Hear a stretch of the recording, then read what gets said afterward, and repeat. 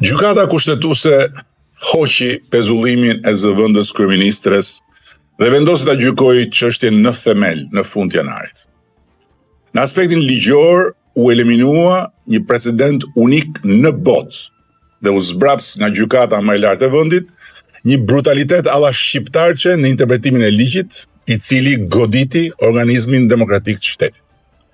Ndërsa në aspektin ndërinstitucional, kjo befasi antikushtetuese dhe antidemokratike, ku një prokuror dhe një gjykatës morën kompetencat e kryeministrit, presidentit, parlamentit,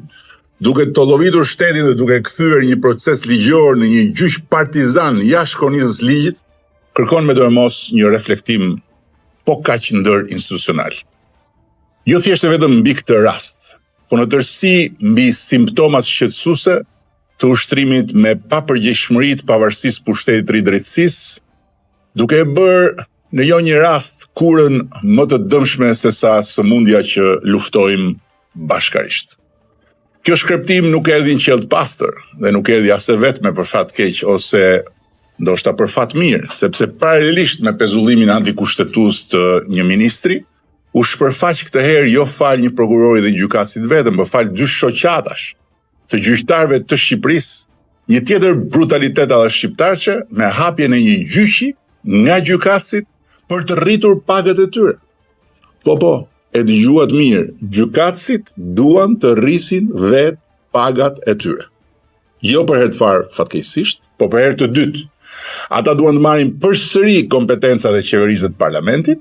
duke u treguar jo thjesht të zgjedhurve, po vetë zgjedhësve, se mbi vullnetin e tyre dhe përtej kufive kushtetues mes pushteteve qëndrojnë ata, tokat e zeza të Shqipërisë, me pushtetin suprem të çekiçit të drejtësisë së pavarësuar nga politika tani më. Dhe atë çekiç që Republika u ka besuar për interesin e saj të lartë të drejtësisë barabartë për gjithë, ata mund ta përdorkan kur të duan për të hapur me dhunë edhe arkën e buxhetit të shtetit dhe për t'i arritur rrogat vetes, dhe sa? Përkatësisht 1.600 euro plus në muaj për gjykata dhe prokuroritë e zakonshme dhe 3.100 euro plus në muaj për gjykatën speciale dhe spakun. Një shprehje e urtë italiane thot due indizi non fanno una prova, dy indicie nuk përbëjnë një provë. Çka sot në fakt po të shohësh se si fajsohet njeriu me xhelisin ton politike mediatik përbëjnë jo një provë, po dy dënime. Por unë nuk do të ndjek kursesi logjikën e mbrapsht të dënimit me indicie as në të rast, po të mbetem tek bindja se këto dy indicie të shqetësuese nuk provojnë se protagonistët pavarësisë drejtësisë u ka marrë koka erë. Dhe u shëmbush mendja se ata janë shteti, ata janë ligji, ata janë drejtësia, si puna e ca trimoshave të BKH-s, për cilët kam dëgjuar shumë çuditëra, po kishin ardhur një ditë në godinën e Këshillit të Ministrave dhe nuk donin të linin patllaken tek dera, sipas rregullores sigurisë së lartë të Gardës së Republikës. Pra, nuk dua kurse si të them se ferrat e mendësive dhe sëmundjet vjetra e kanë marrë uratën e drejtësisë re, por dua të ndaj me të gjithë bindjen se ka ardhur koha një reflektimi serioz, profesional dhe ndërinstitucional për të ndarë beben e sapo lindur nga ujërat e pistë në një proces historik ku duhet garantojmë me dojmos suksesin e reformës në drejtësi. Duhet garantojmë me dojmos pavarësinë e gjyqësorit, po ku po ashtu nuk mundet kursesi të lejojmë me dojmos që kura të bëhet problem më i madh se smundja, duke rrezikuar liritë, të drejtat dhe frymarrjen e administratës dhe të ekonomisë së vendit. I cili do të pasojë Altin Dumanin, kryeprokurorin që e ngriti institucionin në një nivel tjetër, duke e kthyer fal radhpar forcës së shembullit të tij në një fakt konkret, historik do të thosha pa egzagerim, atë që duke një parull e parealizueshme kur unë e përsërisja gjatë kohës së betejës për të kaluar reformën drejtësi dhe më pas në rrugën e implementimit të saj. Një drejtësi që nuk sheh majtas e djathtas, po vetëm drejt. Për këtë fakt i përcjell edhe një herë Altin Dumanit shprehjen e respektit tim, si dhe uroj çdo të mirë në vijim. Ndërkohë që kryeprokurori të ri Klodian Brau i uroi ta çojë spakun në këtë 3 vjeçar të fundit të ciklit 9 vjeçar në një nivel tjetër, për sa i takon profesionalizmit në luftën kundër krimit të organizuar dhe sidomos në luftën kundër korrupsionit, e cila nuk mund të konsiderohet e përmbushur plotësisht me sukses nga ana e atij institucioni Nëse maskohet me statistikat nxjerra nga nthonjza thesi i madh, siç quhet neni i mjegullt i shpërdorimit të detyrës, për cilin sapo ka dalë dhe një direktive re e BE-s, pikërisht për të reflektuar mbi shqetësime që nuk janë vetëm tonat, apo me lëre mediatike të llojit Big Brother me transkripte telefonash të nxjerra në shkeljet ligjit nga dosjet hetimore, për cilat po ashtu BE-ja ka korniza shumë strikte ligjore. Kam shumë besim se eksperienca e 6 viteve arritet e pa diskutueshme, si dhe mundësisht modestia e domosdoshme për të parë me sy vetë kritik punën e deritanishme mund ta çojnë spakun në nivelin ku duhet të jetë 3 vjet nga sot. Gjykata kushtetuese hoqi pezullimin e zëvendës kryeministres dhe vendosi ta gjykojë çështjen në themel në fund të janarit. Në aspektin ligjor u eliminua një precedent unik në botë dhe u zbraps nga gjykata më e lartë e vendit një brutalitet alla shqiptarçe në interpretimin e ligjit, i cili goditi organizmin demokratik të shtetit. Ndërsa në aspektin ndërinstitucional, kjo befasi antikushtetuese dhe antidemokratike, ku një prokuror dhe një gjykatës morën kompetencat e kryeministrit, presidentit, parlamentit,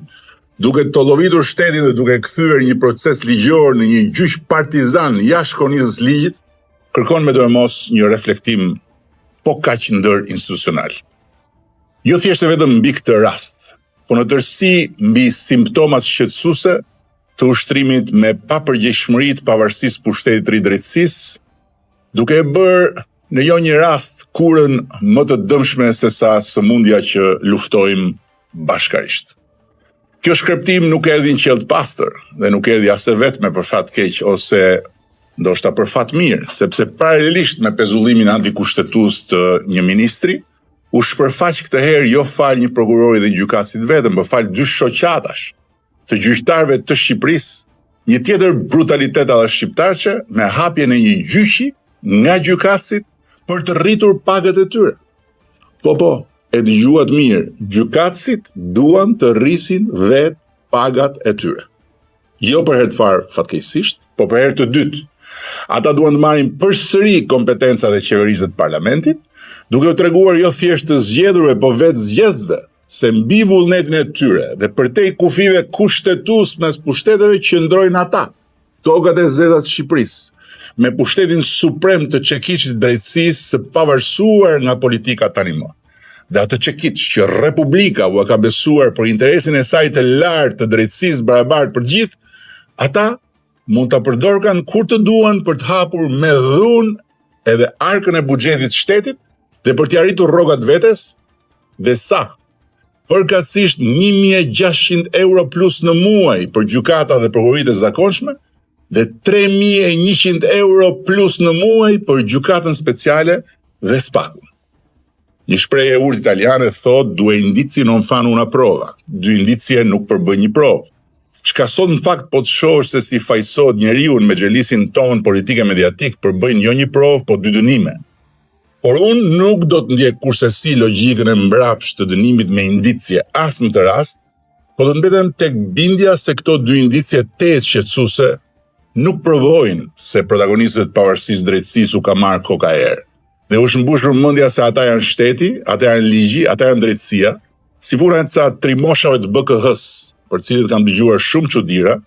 po kishin ardhur një ditë në godinën e Këshillit të Ministrave dhe nuk donin të linin patllakën tek dera, sipas rregullores sigurisë së lartë të Gardës së Republikës. Pra, nuk dua kurse si të them se ferrat e mendësive dhe sëmundjet vjetra e kanë marrë uratën e drejtësisë re, por dua të ndaj me të gjithë bindjen se ka ardhur koha një reflektimi serioz, profesional dhe ndërinstitucional për të ndarë beben e sapo lindur nga ujërat e pistë në një proces historik ku duhet garantojmë me dojmos suksesin e reformës në drejtësi. Duhet garantojmë me dojmos pavarësinë e gjyqësorit, po ku po ashtu nuk mundet kursesi të lejojmë me dojmos që kura të bëhet problem më i madh se smundja, duke rrezikuar liritë, të drejtat dhe frymarrjen e administratës dhe të ekonomisë së vendit. I cili do të pasojë Altin Dumanin, kryeprokurorin që e ngriti institucionin në një nivel tjetër, duke e kthyer fal në radh të parë forcës së shembullit të tij në një fakt konkret, historik do të thosha pa egzagerim, ato që duke një parull e parealizueshme kur unë e përsërisja gjatë kohës së betejës për të kaluar reformën drejtësi dhe më pas në rrugën e implementimit të saj. Një drejtësi që nuk sheh majtas e djathtas, po vetëm drejt. Për këtë fakt i përcjell edhe një herë Altin Dumanit shprehjen e respektit tim, si dhe uroj çdo të mirë në vijim. Ndërkohë që kryeprokurori të ri Klodian Brau i uroi ta çojë spakun në këtë 3 vjeçar të fundit të ciklit 9 vjeçar në një nivel tjetër, për sa i takon profesionalizmit në luftën kundër krimit të organizuar dhe sidomos në luftën kundër korrupsionit, e cila nuk mund të konsiderohet e përmbushur plotësisht me sukses nga ana e atij institucioni, nëse maskohet me statistikat nxjerra nga nthonjza thesi i madh, siç quhet neni i mjegullt i shpërdorimit të detyrës, për cilin sapo ka dalë dhe një direktive re e BE-s, pikërisht për të reflektuar mbi shqetësime që nuk janë vetëm tonat, apo me lojra mediatike të llojit Big Brother, me transkripte telefonash të nxjerra në shkeljet ligjit nga dosjet dhimore, për cilat po ashtu BE-ja ka korniza shumë strikte ligjore. Kam shumë besim, se eksperienca e 6 viteve arritet e padiskutueshme, si dhe mundësisht modestia e domosdoshme për të parë me sy vetë kritik punën e deritanishme, mund ta çojnë spakun në nivelin ku duhet të jetë 3 vjet nga sot.